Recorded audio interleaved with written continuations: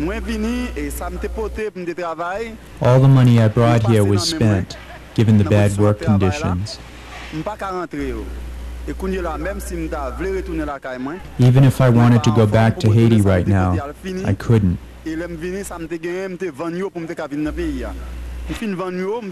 I sold everything to come to this country, and it has all been spent. I don't see a way out. I don't see a beginning.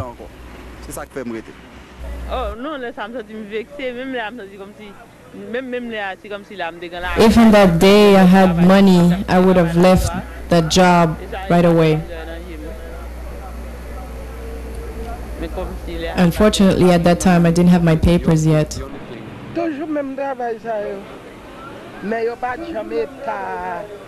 I always did the same type of work. But we didn't work in those conditions like we work at Domsey.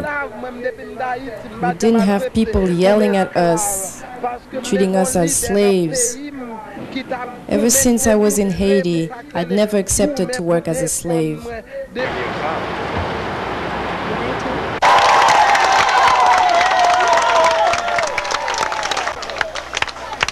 This is a strange company, a company that uses the donations of organizations like Goodwill and Salvation Army.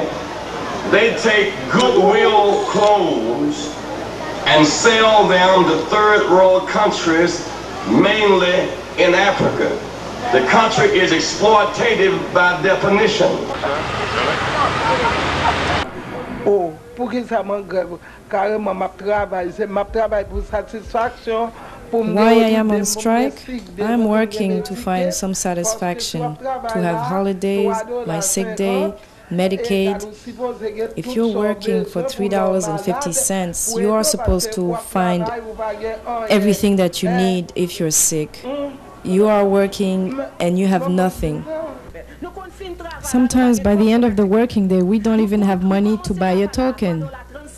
I started working here at $3.35 on top of the machine, working hard. I asked them to give me a little bit of raise. They refused.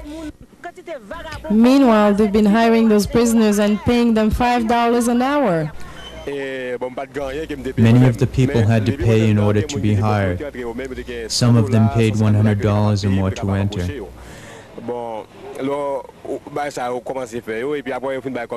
Even after paying that $100 as the fee to enter, if they feel that they want to fire you, there is nothing that you can do about it. He said, you the best qualified man, so, but you're too nice a guy, so you got to be mean. So you got to be a mean son of a bitch, because you're not going to get no respect. He said, because you got to, he wanted me to fire people for nothing. There is also another machine at that same place that you feed the cloth to it. If you're not careful, it pulls you with it. There's a young girl who almost lost both arms, the Spanish girl. The machine took her arms and she had to be taken to the hospital.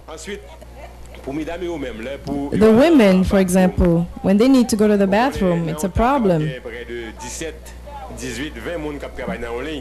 There are about 18 people working in one line, and there's only one card for all these 18 people. Only one person out of all these can go to the bathroom.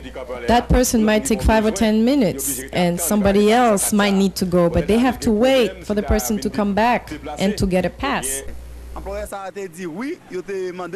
One employee clearly stated that Maxie wanted to sleep with her, and that if she doesn't comply with his sexual demands, she would be fired.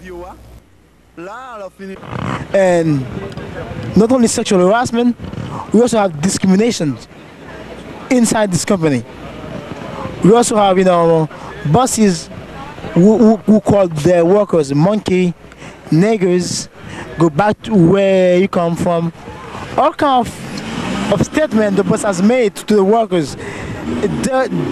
Derogatory statements. The bosses abuse them physically and mentally.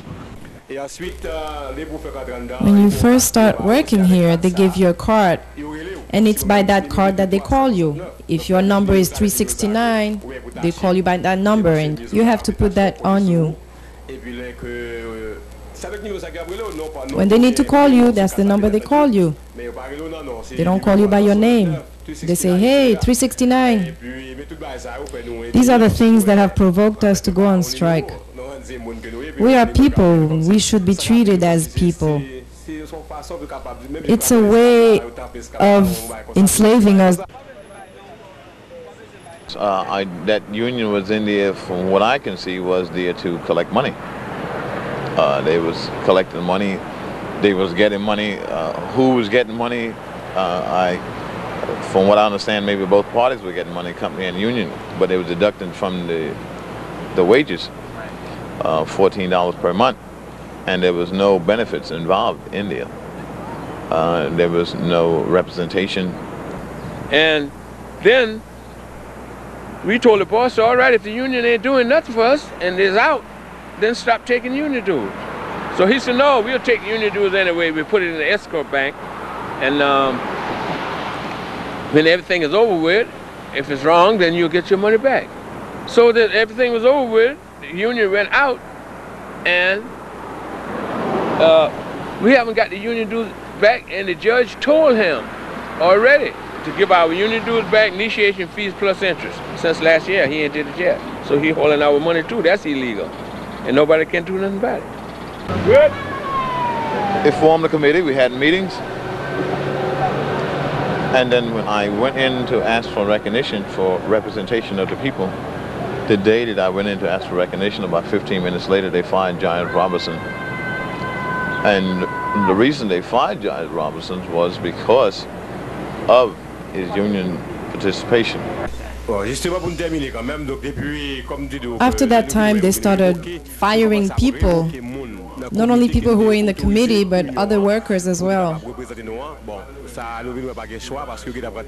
They fired 3 of us. They fired Robinson, they fired James, a Panamanian, they fired Lucien Henry, and we were 3 of us left. And we saw that we had no choice. We had to go on strike. Say, for instance, nobody had gotten fired. The company had committed no unfair labor practices. I'll explain that. Any at all. And people say, we're just going to go on strike because we want higher wages, we want better benefits, you know, we don't want to be called by a number no more, and so on and so on.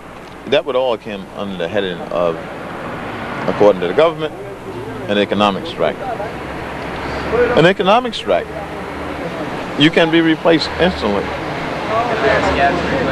Instantly, totally replacement. And an unfair labor practice strike is when the company unfairly does something to fire a worker, or does something to a worker, in this case firing workers, for union activity, and it's proven union activity. Now, when there's a strike, when the fellow workers go out on strike because of the firing of these workers, the company cannot permanently replace the workers